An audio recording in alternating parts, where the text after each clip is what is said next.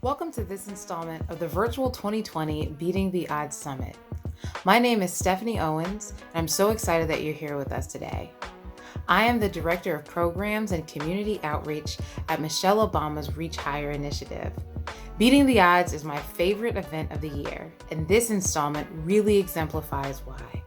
You'll hear from students just like you who are overcoming challenges every day to go to school, to go to work, and to truly follow their dreams.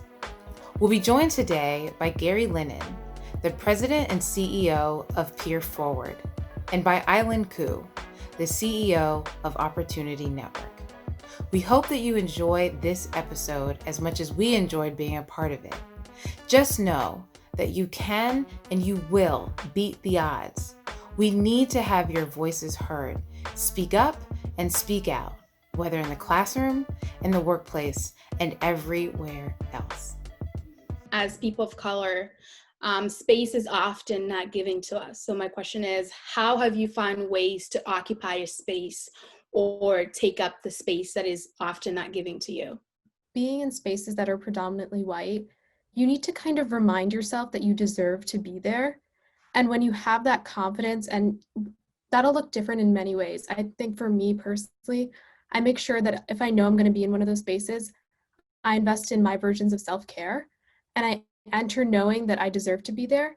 Because once you enter a space confidently, you're able to create more space and make sure that you can make sure that that space isn't like, you could kind of include more people if you recognize your own agency and recognize your confidence, and then you can make that space more diverse.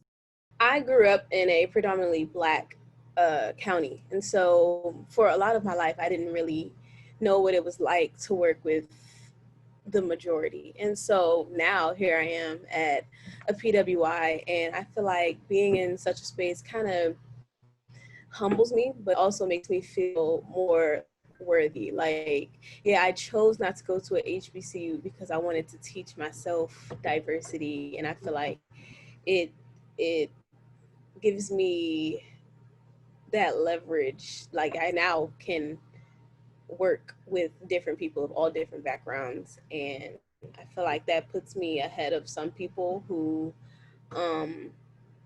all their life only stay in their area, or all their life only work with people of their kind.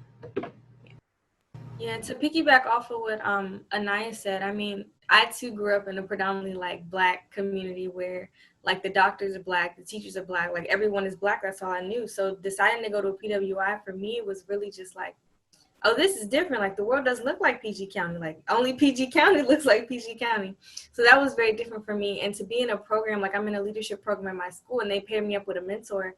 And that was the first time I realized like I might have biases I don't know about, because I saw her picture and she was white, and I'm just like, ugh, like what are we gonna talk about? Like where, you know, like you live in Pittsburgh, I'm from PG County, you're white, I'm Black, like what are we really gonna talk about?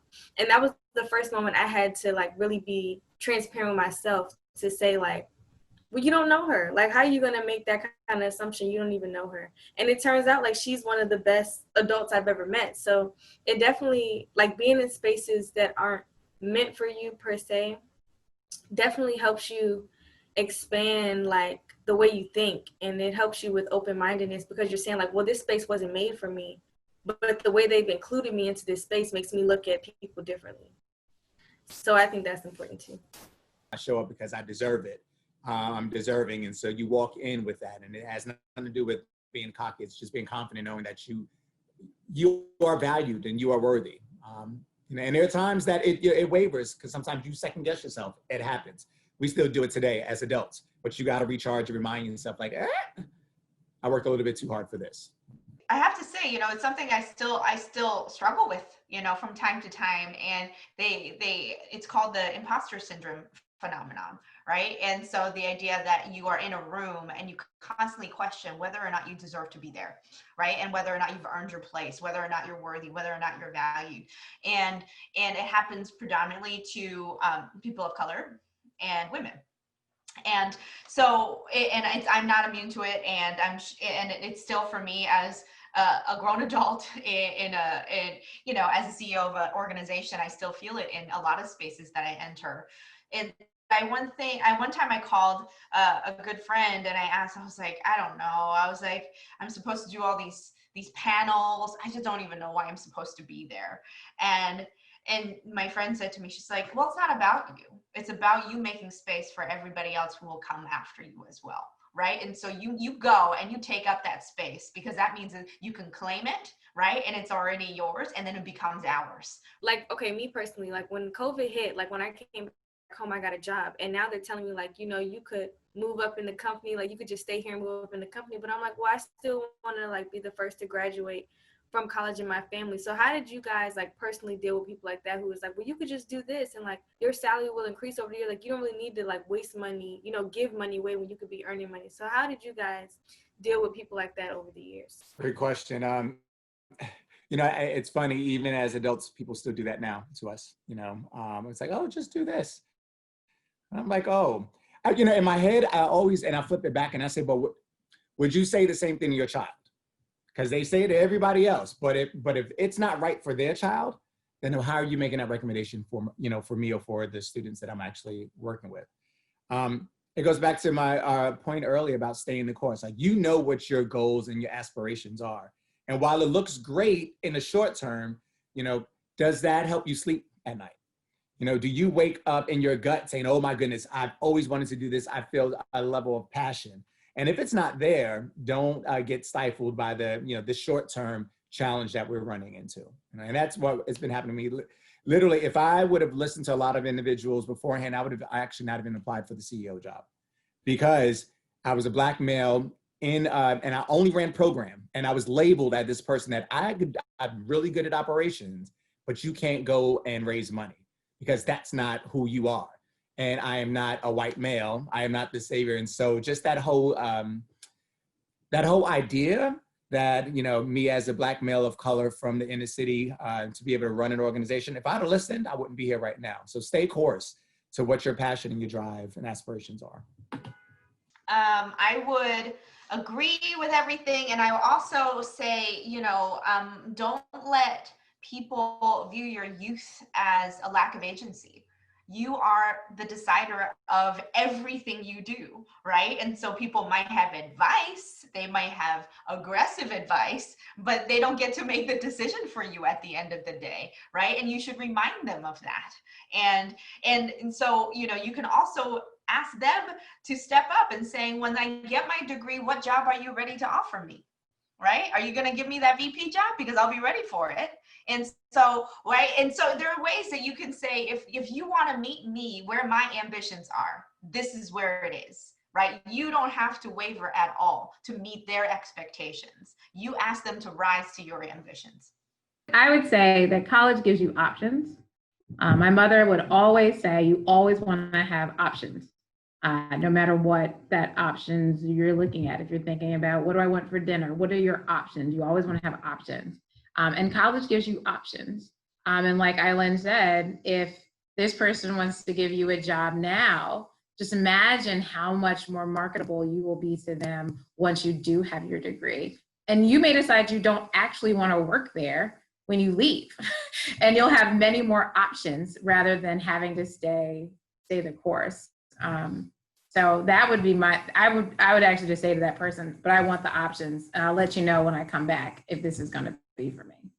So a lot of the time, like I believe AiLun said, you have like this imposter syndrome or whatever, and you feel like maybe you don't deserve to be in a certain position, or you don't deserve to be, you question whether what you're doing is right for you. So with going to college, I mean, well, I know schooling, like post-secondary schooling, can be draining, and it takes a long time to get where you want to be, especially if you want like a professional degree, like past beyond bachelor's. So how do you guys like avoid that imposter syndrome, or avoid like doubting yourselves or second guessing yourself when choosing to continue? Like, I know some people say they're going to get their bachelor's degree and take a gap year. And in a lot of cases, that's not really encouraged, because then people lose their motivation. So how do you guys stay motivated and like keep going? Okay.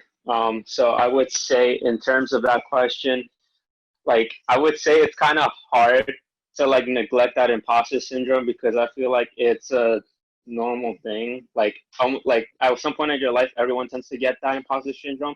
Like you always think to yourself, like, why? How did I manage to get here? I feel like it was impossible. I got lucky, but I would say I think it's important to think about all the past accomplishments you did, even if they're just minimal things like, oh, look at the perfect attendance award that I got, or look at this trophy about science. I love science, or like any small concept or any small feature that you've obtained is something that reminds you of something like even small steps could get you a long way. So essentially, for me, it's kind of going in with going into every opportunity with passion and conviction, right? So it's basically a formula that I like to use. I have those anxiety and draining emotions, so I use passion and conviction to cancel them out.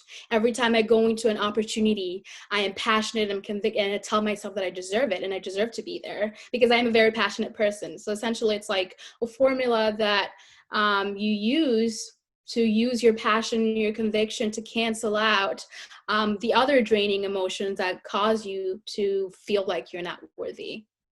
I agree with Miriam and Christian, and I would love to add on. There are many student organizations and student groups at your campus that are meant for people of color, and they're meant to kind of guide everyone and put them in the same direction that this is your community. You all came here together. You could all finish together at the end of the day.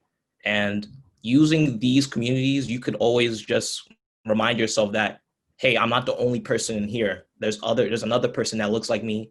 There's another person that's studying something that I'm studying. And at the end of the day, you all will graduate, college. Also add to what Mariama said, for me, I'm not driven by passion really because I'm not sure what I'm passionate about. So I go into an opportunity, I'm like, oh, what is the end goal for me? Is this something that I want? I always look at the bigger picture to see if like the end goal is something that I actually want. And that's how when I see new opportunities, I always look at the end goal. I'm like, oh, hey, this is kind of a good thing to like, that I see at the end. So I'm just gonna go through it. These are such good answers. I'm so glad this is being recorded.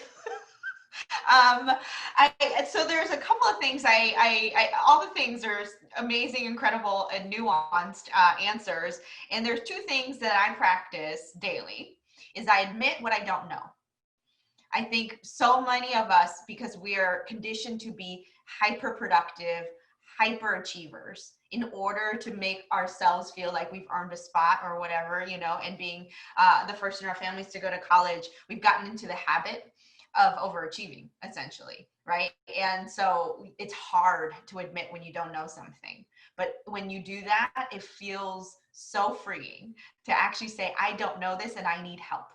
And to do that and make that a practice. And there's no shame in that. And actually that's a really beautiful way to make new connections because people are always willing to help. It's like a wired in our genes, right? And just evidenced by this particular kind of discussion we're having, you're all chiming in to help each other. It's just how we're wired, right? And so that's one thing I would add. And the other thing is don't compare yourself to anybody else but yourself. It's really hard, especially when you're the only a person of color in a predominantly white campus, or not only, but one of the very few, right? It's really hard not to compare yourself, really, really hard. And, but you don't need to, because everybody has such different lived experiences and circumstances and everything else. And so they have histories that you don't know about. And so you are always going to be better off when you just set your own goals against yourself, right? And so when you make progress, that actually helps to chip away the imposter syndrome as well. Sometimes you're feeling it and you don't even realize that that's what you're feeling. It really wasn't until I got to the professional world that I started to feel that imposter syndrome. And at first I didn't even realize that's what it was. And I like AiLun said, I compared myself to my colleagues all the time and felt like, well, I wish I had said that thing in that meeting, or maybe I should have spoken up, or maybe I should not have spoken up. Maybe I should have just kept that to myself. I'm overthinking this. I did that for years. And I had to stop and realize, wait a minute, you've done some pretty cool things too. And you bring a perspective to the table that is different than pretty much anybody else in the room. And in college, that is true too. So when you are starting to feel like maybe I shouldn't be here, you have to remember that thousands of people on a basic level, thousands of students who were born in the same year that you were born, who took many of the same types of classes that you took, applied to your school, and you got in. And you got in for a reason, and it wasn't a mistake. And you're here, and you're in this class, in this space, in this moment, in this time, and you have a responsibility to yourself to just live that out fully. How have you all navigated microaggressions, and what advice would you give to help kind of advocate for yourself in that scenario? I think the biggest thing is the ability to acknowledge that it's happening, and to be able to, you know, sometimes it's okay to, depending on where it's come, some people may not even know that they're doing it, but the ability to be able to have a conversation with someone and say, actually, that's a trigger for me. How do we make sure that we work together to know, you know, how do we get past that? Because it will happen at school, it will happen at work, it happens with your family. They're all just those triggers, and people just don't know until you've actually said something about it. But you have to make sure that it's in a space where it's not as if it's coming across, you know, punitive. You know, I think it's a learning. And so how do you get, for me at least, I try to make it a learning opportunity for folks to be like, hey, that's actually that's a trigger.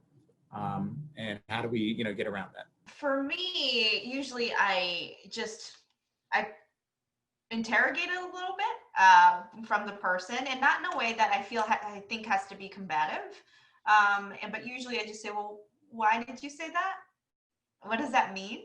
Because it requires the person to think about it, right? The work is not on you to figure out how to process somebody else's microaggression against you, right? It is the work on them to realize they've done something. Maybe they didn't realize it, and now they have a moment that you're actually gifting them to think about what they said. And so you can do it in a really friendly way, and you don't always have to be friendly, but if you want to actually invite the conversation, you can just take a pause and say, come again? Right? And then leave the space wide open for them.